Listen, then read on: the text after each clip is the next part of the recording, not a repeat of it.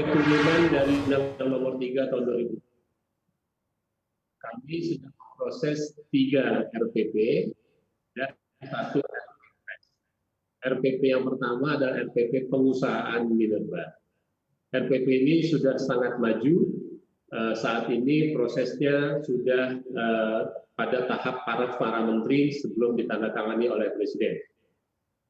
RPP yang lain adalah RPP perwilayahan dan RPP pasca tambang, reklamasi dan pasca tambang. Intinya ketiga RPP ini betul-betul mau memastikan supaya industri pertambangan ini makin lama makin maju, penerimaan negara meningkat, kepastian hukum bagi pengusaha juga lebih baik, serta jaminan perlindungan lingkungan juga lebih baik. Satu rancangan peraturan Presiden sedang kami mintakan izin prakarsa. Rancangan Presiden ini ditujukan untuk pendelegasian kewenangan dari pemerintah pusat kepada pemerintah provinsi. Sesuai dengan amanat Undang-Undang Nomor 3, memang ada kewenangan yang dapat didelegasikan kepada pemerintah provinsi. Kami sadari betul bahwa Indonesia sedemikian besar, tidak mungkin dan tidak perlu juga semua diatur dari Jakarta, sehingga hal-hal yang menurut hemat kami dan perhitungan kita akan lebih efisien dan lebih efektif akan didelegasikan kepada pemerintah provinsi. Nah, 2 RPP dan 1 RPPS ini sedang dalam proses izin prakarsa dari Presiden. Substansinya sudah disiapkan sehingga kami berharap jika izin prakarsa keluar dalam waktu tidak terlalu lama, kami dapat mendiskusikan substansinya dengan kementerian dan lembaga terkait dan juga dapat diselesaikan pada waktunya sesuai dengan amanat undang-undang. Oke, ini terkait mengenai RPP wilayah pertambangan, update secara detailnya seperti apa Pak? Khususnya di blok-blok tambang mana saja nih akan rencananya ke depan akan dilelang begitu? Seperti apa sejauh ini Pak Ridwan? Belum dapat diungkapkan secara terbuka ini karena sekali lagi kita sedang dalam proses birokrasi untuk menyusun RPP-nya. Namun semangatnya kita akan meningkatkan efisiensi dan efektivitas serta juga memberi kesempatan yang lebih luas kepada para pelaku usaha untuk mendapatkan wilayah-wilayah pertambangan. Jadi wilayah pertambangan yang sebelumnya misalnya dikelola oleh sebuah perusahaan dengan luas yang sangat besar akan ditata ulang sesuai dengan rencana kegiatan mereka.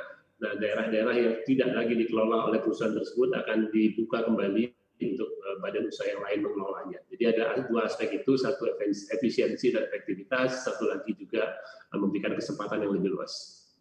Oke, terkait mengenai RPP ini Pak, seperti apa kemudian geliat minat dari para investor begitu ya terkait mengenai hadirnya RPP ini begitu? Apakah juga kemudian bertambah tinggi lagi begitu ya, dan mana tambang-tambang atau areal tambang yang mungkin lebih menarik perhatian investor? Apakah lebih ke mineral begitu ya, batu bara begitu ya, ataukah ke nikel begitu? Nah, seperti apa nih sejauh ini Pak update-nya? Dari dialog-dialog yang terjadi, RPP ini disambut positif, artinya harapan bahwa kemudahan berusaha akan meningkat, kemudian juga komunikasi antara badan usaha dan lembaga pemerintah juga akan membaik. Kemudian kalau kita lihat komoditas-komoditas, batu bara kita masih punya cukup banyak, kita masih punya cadangan untuk sampai 61 tahun, dan kita sadar juga bahwa pembangkit listrik berbasis batu bara ini masih yang paling murah, walaupun di sisi lain kita sadar ada upaya untuk mengurangi emisi karbon dari PLTU. Kita sadari betul itu, sehingga keseimbangan antara memanfaatkan batu bara yang ada dan menjaga mengurangi atau menekan emisi karbon itu adalah keseimbangan yang harus kita capai. Di sisi lain, komoditas mineral yang banyak juga dibicarakan, boksit, tembaga, emas juga menjadi perhatian para calon investor.